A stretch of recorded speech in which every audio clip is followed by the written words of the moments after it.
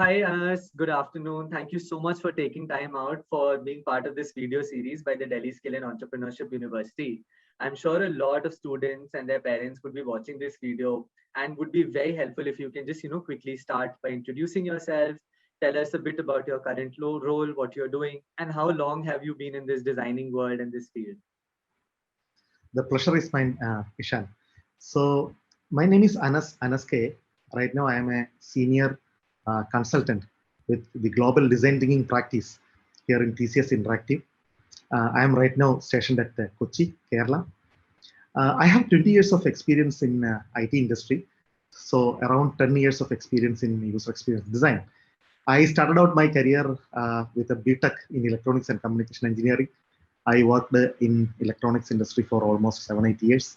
And one fine morning, I thought of switching over to design. I received a chance to learn Masters of Design from Institute of Science, Bangalore. And I got my MDes degree in 2010. And I am basically hurled out into the world, right? I mean, into the field of user experience design at that point of time. iPhone was a pretty big thing in 2010. Of course, Android was also catching up. So that basically gave me a lot of chance to work in a lot of mobile applications, of course, web applications as well. And I joined TCS 10 years ago. I have been fortunate enough to scale up a team of designers. And last year, I am right now a part of the global design thinking and innovation team. So that is my journey in the design career. That's very exciting, and I distinctly, you pointed out that you started off with your career in something else, and then you entered designing, right? So that seems very interesting. How did that happen? Like one fine day, I'm sure it is not like that. You must have thought about it a lot. What attracted you to the designing field? I think I always had a flair for, I won't say like designing, but I always drew cartoons and did illustrations and stuff like that during the school days, right? I think everybody does that actually. Probably in 1997 when I was doing the BTech, at that point of time, I happened to draw a small logo for an intercollegiate festival. And one of my friends used a peculiar software for digitizing that one. So what he did use was something like, I mean, a software where there were multiple layers and transparent layers and stuff like that, but it was very different from the Microsoft Paint that I was doing at that point of time. Then I came to know that this is known as Adobe Photoshop. I think the version was 5.0 in 1997. So I thought like, okay, I should learn this software by any means, right? So it was a big problem at that point of time to have a PC and also learning a new software, right? But I managed to get hold of a Bible, Photoshop for Bible, and I installed a trial version, and then I started learning Photoshop. So that is how it happened around 2000. But I was also working as an electronics engineer in one of the biggest companies here in India. So at that point of time, I found out that I enjoy creating brochures and posters for the products that I'm creating rather than doing the actual soldering and PCB design and system design and stuff like that, right? So I thought of, okay, if people are saying that I'm doing very good designs with, let's say, web pages and brochures and posters, right? I mean, I thought of, okay, probably I can try design as well, right? At that point of time, I was also pretty much interested in advertising as well. The O&M advertisement for Hutch, right? Wherever you go, our network follows. That was quite close to my heart. So I also wanted to dabble a little bit in advertising as well. So I came to know about the SEED examination conducted by IIT Bombay. So I wrote SEED in 2007. I got a very good All India rank. So I took 1 year to decide whether to join a master's course because by that time I was married and I was almost 30 years of age. So going into design was a big thing for me. So I uh, basically thought about this particular career change for almost 1 year because the scores are valid for 2 years. So in 2008, I thought of going to Indian Institute of Science, Bangalore. I used to be an average student in my BTech classes. So I thought of like this dream of getting a chance of studying design in Indian Institute of Science is pretty big for me, for a person like me. So that is the reason why I thought of resigning my job and then going into the design world. I'm sure it must have been a tough decision at that time also, but look, I think you're doing so well right now, and it's a testament, right? And the smile on your face justifies how much you like it also. So I think that's wonderful. Also, just to understand, I think the students will be so intrigued by your journey, but they would also want to, I'm sure, learn about what does your daily life look like. You mentioned you're in TCS right now. You're leading a team also of designers. What do you designers do on a day-to-day basis? Are you like designing logos? You're designing multiple different media items. What do you do on a day-to-day basis? Yeah, I think probably I will answer that question in two parts. So the first part is something like, um, TCS do have a lot of customers across the globe in various industry segments. So we have our customers in, let us say, banking and finance, in travel, tourism, hospitality, in retail, wherever you look at, right? I mean, in any industry segment, TCS do have our customers. So my role basically pertains to help our customers to take a journey of digital reimagination. So that is a big word. So the thing is, like, I mean, if you look at, let us say, the consumer world or consumer tech world, always the technology is ahead of, let us say, the enterprise world, right? So one example being, let us say, uh, virtual reality headsets. So that anyway came to the consumer world. People started buying those VR headsets for playing games and all. But if you look at it now, right? I mean, slowly these kinds of gadgets are finding themselves in enterprise world as well. Now we are designing applications for VR headsets that pertains for giving, let's say, training, right, for employees in a company. Let us say that you want to train, let us say, engine drivers, right, or loco pilots as they call. So what you can do is basically, of course, you can always give the practical training, but even before that, if you have a virtual reality headset with all those controls in front of that person, and if they can basically try it out on a virtual environment, right, nothing like it.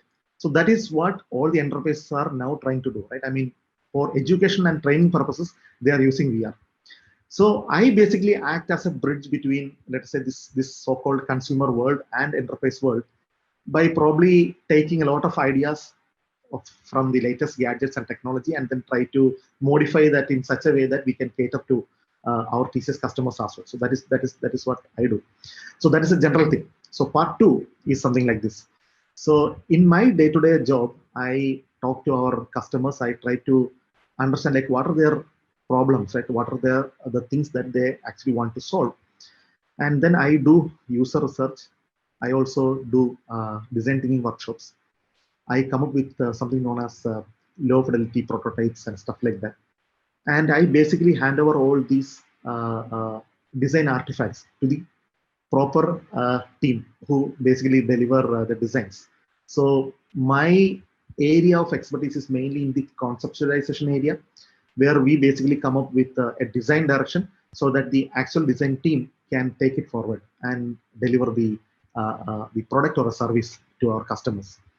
So every day I am basically talking to our customers and our client partners, and every day I am also doing hands-on design as well, right? Wireframes and visual designs I do even now. So it's basically about clinging onto or holding on to your craft, and also trying to see how I will be able to serve, let us say, TCS customers, right? I mean, so those two aspects are there. Right. Do the design and always try to solve a problem for our TCS customer. So that is what I do. That's wonderful. I think you're in line with both objectives. You're designing on one hand, you're managing customers on the other, and I think that will just be something as you grow in the field. Also, you'll be definitely asked to do, and that will be the expectation. And I think some of the things you mentioned, it sounded so cool. Like you're designing training aspects, you're designing virtual reality. I think we see all of that even in our companies, but we just don't realize there's so much effort. There's so many brilliant people like yourself. You're working behind the scenes to get all of that ready. So it's just wonderful. But any particular projects you distinctly remember? Maybe you don't have to name projects, but some work that you've done over so many years in this designing field that's really close to your heart, that was really exciting, and you felt like, wow, this is something that we've created. Okay, let me try. I will try to anonymize all those some of the details. Right. So one thing that is closer to my heart is something like, okay, one day a customer basically came with a single sentence brief. So the brief was something like, we need to sell energy to commercial customers, right? So there are factories and other industries who will be buying energy from an energy company, probably in bulk, I will say, in megawatts of power. So the problem that the customer basically told us was something like, there are a lot of brokers and middlemen in that particular industry. So they always take a percentage of, let us say, their profits, right, as commission. So they don't want to do that. So that was the thing. That was the problem statement. So how can we do that? And to my surprise, we came to know that like the energy selling and buying industry basically relies on a lot of phone calls, Excel sheets. That's it, right? There are no platforms or anything available there. So we envisioned something like a platform where multiple energy companies can basically come on board of the platform, and then they can sell energy. And of course, a lot of commercial and industrial customers, they can also come on the platform and then buy energy. So that was the idea. And then we went back and forth with the idea, and then came up with a platform, something like, let us say, Amazon or eBay, where there are some sellers who basically sell energy, and then there are some buyers who can buy energy. Right? So that was basically the idea. And in the end, what really happened was like, this particular idea became incorporated as a company. And I always tell to my friends and even my designers that we are successful in creating, let us say, a company from a single sentence brief, right? So when we started out, we never thought that, I mean, this is what we are going to do. But one thing led to the other, and then of course, after a lot of discussions and talking with the customers and talking with the actual commercial energy buyers, we thought that, okay, we should take this route. And then there was a mobile application as well as a web application. And this became a new energy platform for buying and selling electricity. So that is one of the proudest thing I have done when I was in TCS.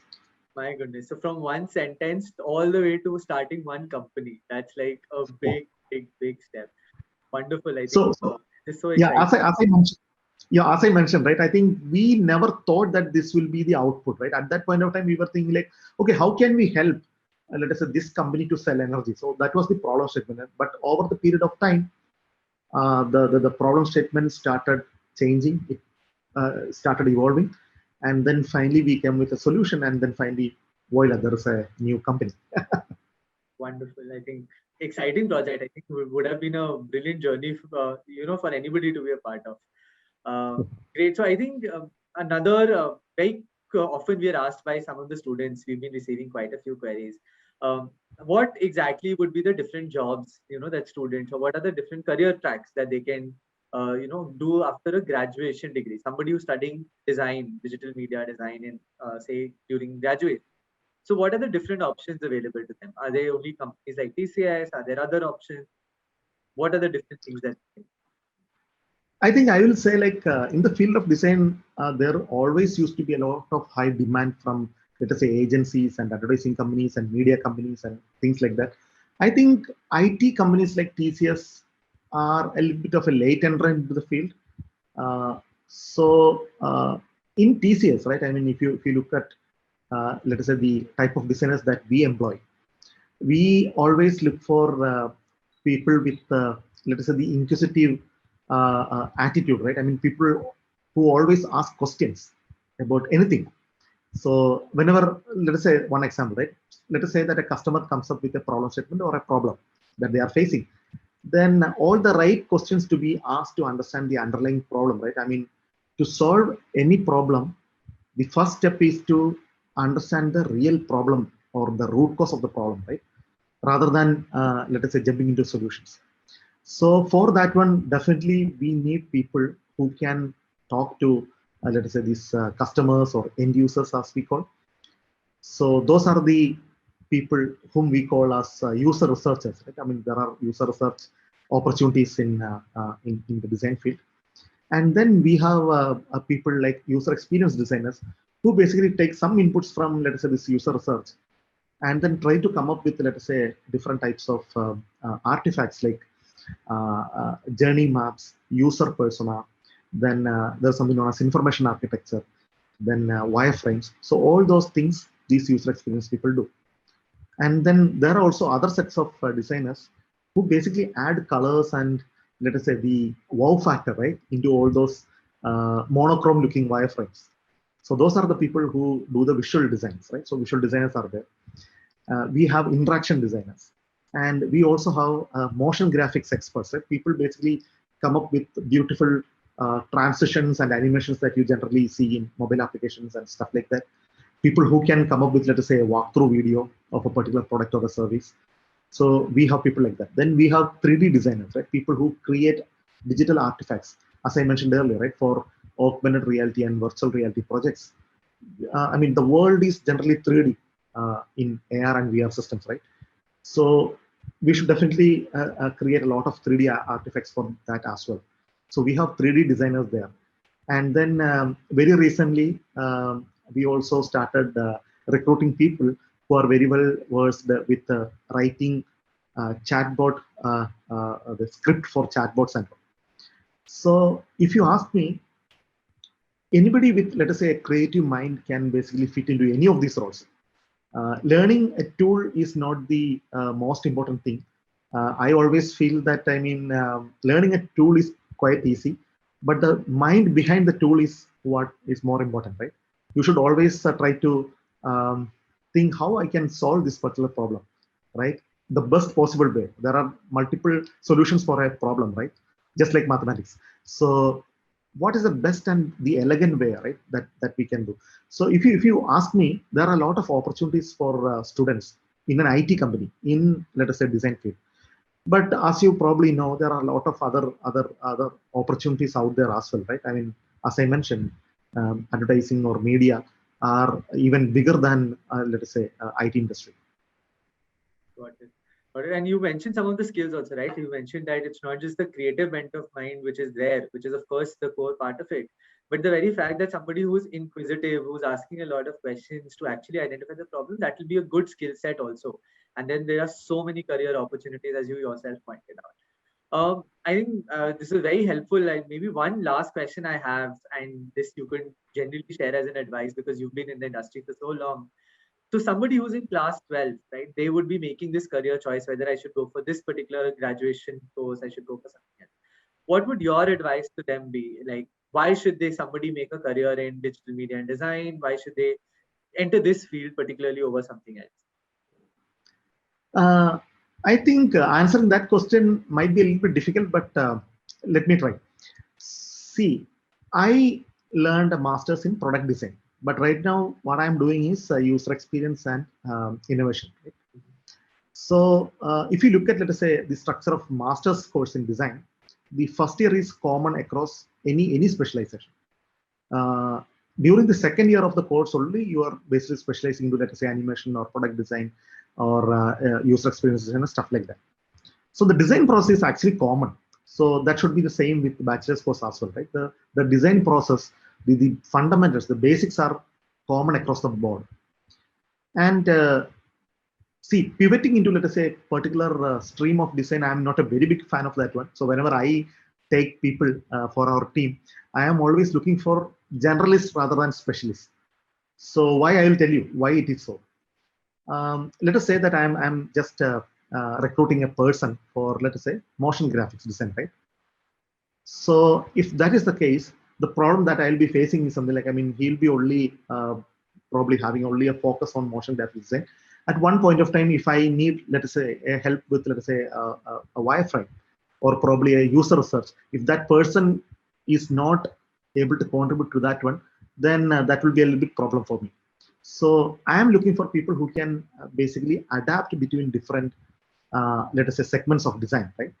So although people will generally say that, I mean, okay, I want to specialize in this particular field, but there is no harm in knowing, let us say, the other design fields there as well.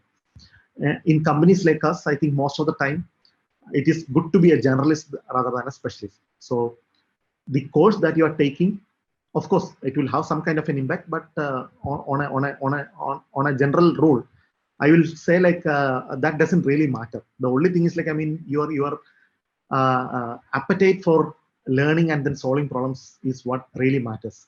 So I mentioned about the inquisitive nature, right, of people. So you should always ask about questions, right? And I would also like to add a couple of things to that one as well. So I feel like, I mean, empathy is what we always see as a foundation for a designer, right? I mean, think from a user's perspective, right? I mean, think from their shoes. Think about, let us say, how they are basically doing their day-to-day activities. How are they facing, let us say, some of the problems and then trying to adapt or at least solve those problems, right? I mean, that is very important.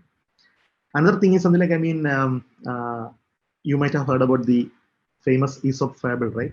That is something like, I mean, laying some bricks to constructing a wall or building a cathedral, right?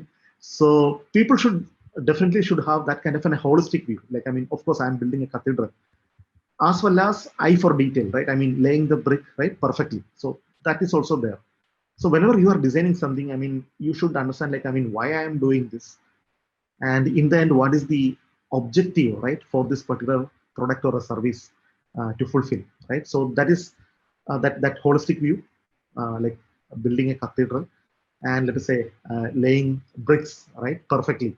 And I always look for people who are good listeners, who are very good learners, and who are very good storytellers, right? I mean, this basically help you a lot in your design career, because you will be dealing with different types of people, customers, and end users, and understanding the core, and then trying to learn or trying to extract something out of that, and then coming up with a very good design solution and narrating your story. These things are very important, actually. And I highly suggest the Design of Everyday Things, right? The book from Don Norman. So please go ahead and read that one. It's a wonderful book that will basically act as a Bible for your design education as well as your design career. So that is my advice to students. Thank you so much, Anas, for laying that out so beautifully. I think people watching this video and a lot of students will be in class 12 also currently. They'll find it so helpful. And I'm sure we'll get a lot of designers in the coming years, right? I think your journey has been so inspirational and I'm sure they'll find it very, very helpful. Thank you so much, Anas, for taking time out. Really appreciate it. And thank you so much once again. Thank you, Ishan. Thank you very much.